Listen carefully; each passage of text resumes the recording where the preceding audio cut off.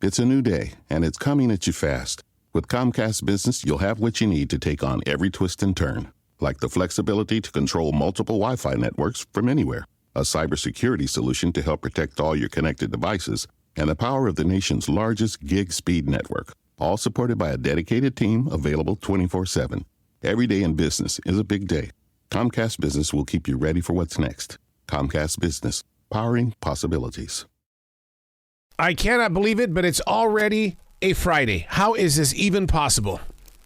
I can't believe it's not butter. It's so weird. I mean, if you think about it, that is truly the worst name for a product. Butter? Well, it's like saying, I don't know what, like creating a new pair of jeans but making them out of some different kind of fabric and calling them, I can't believe they're not jeans. But they are jeans.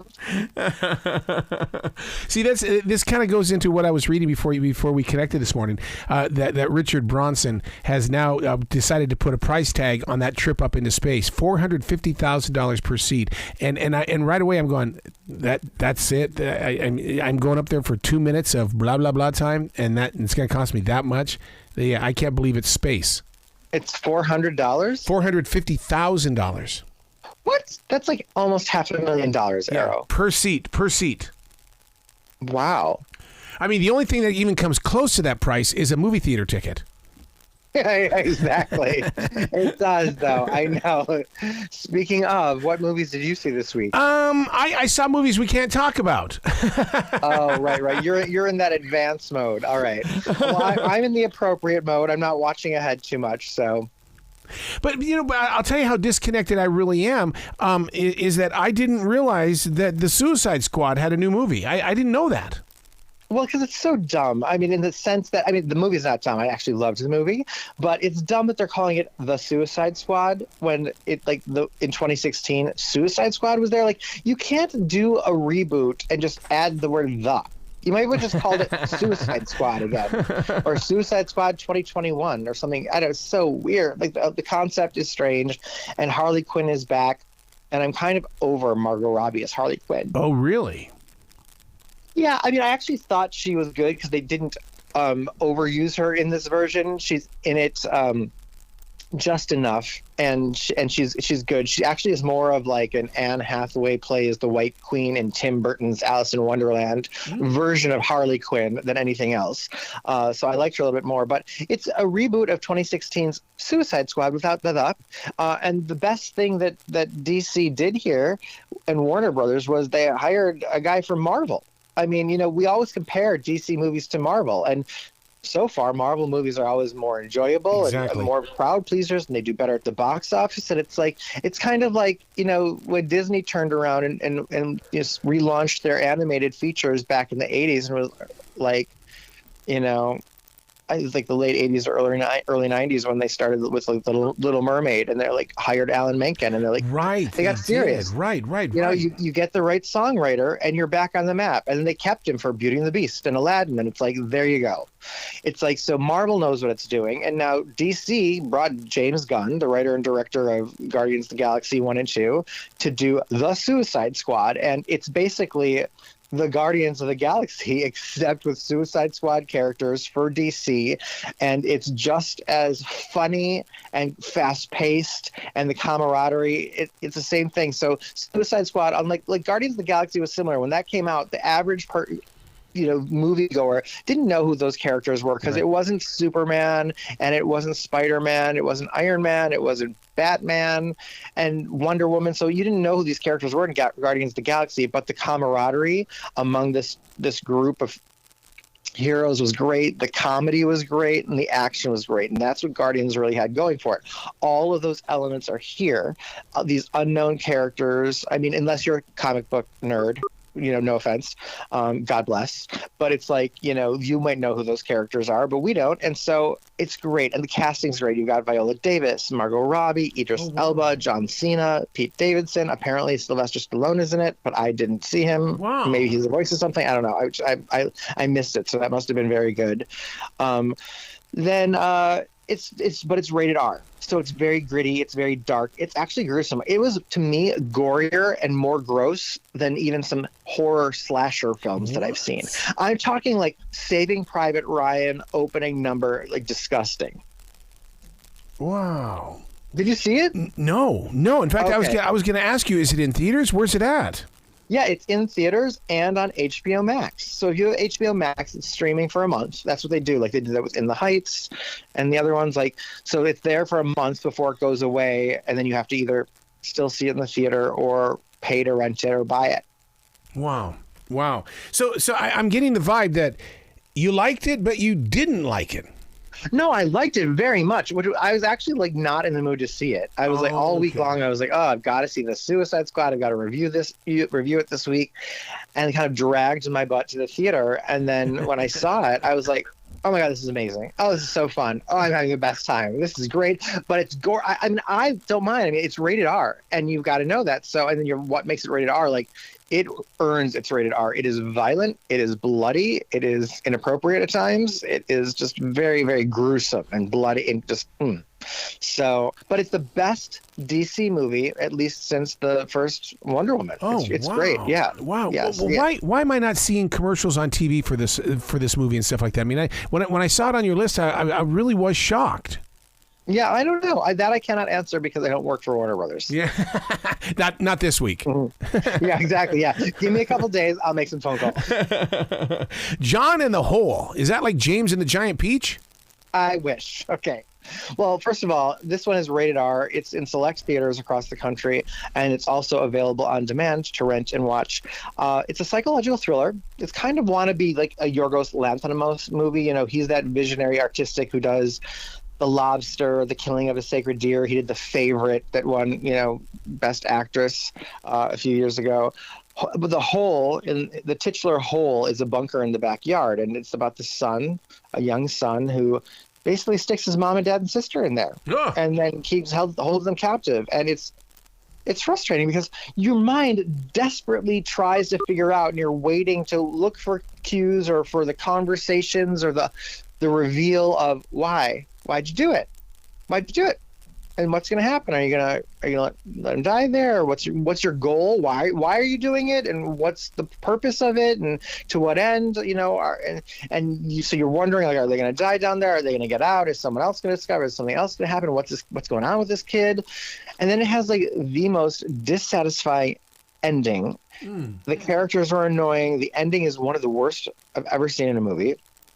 And overall, it's just slow. Like, I was intrigued by it. It's a little provocative, and I was intrigued by it, but it's horrible. It's so not worth seeing. Skip it at all costs. John in the Hole. Wow. Is it just dug in the backyard kind of hole, or is it something where they at least have a dome over it? Oh, it's a bunker. Okay. No, it's a hole. There's no cover. Like, if it rains, you're like gonna drown. You're gonna drown there.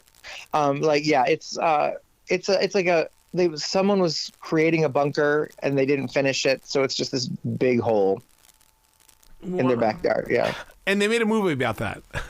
Yeah, exactly. It is that dumb. So what was Vivo about? Okay, Vivo. Yay, we turned the corner. Vivo reminds me of, Over the Moon last year on Netflix, which is an animated musical that I loved. And what I love about Vivo is it's Sony Pictures Animation, first ever musical. And what they did, similar to DC getting wise and hiring a director from Marvel, well, Sony got wise and said, if we're going to make a musical, we know what to do. We got to hire the right songwriter. And guess who they hired? The dude? Lin-Manuel Miranda. I was just going to say, the dude and the you too. Yep, that's it. Wow. I mean, yes, because the song, it's like In the Heights, it's like Hamilton. Every song is as good as the one before it. I loved it. And then the story, like any great animation that's, available to children, but also going to please all ages. It's a tearjerker. It's sweet. It's romantic. It's deep. It's touching. It's about love and loyalty and honoring friendship. And there's an adventure. Basically, Lin-Manuel Miranda voices a little honey bear, a Kikaju. And he's an owner. He's like in business with his owner in Havana, Cuba, where they play music together. They don't speak the same language, but they bonded over music, and it brought them together. And they're like best friends. It's kind of like me and Toto is what it reminded me of.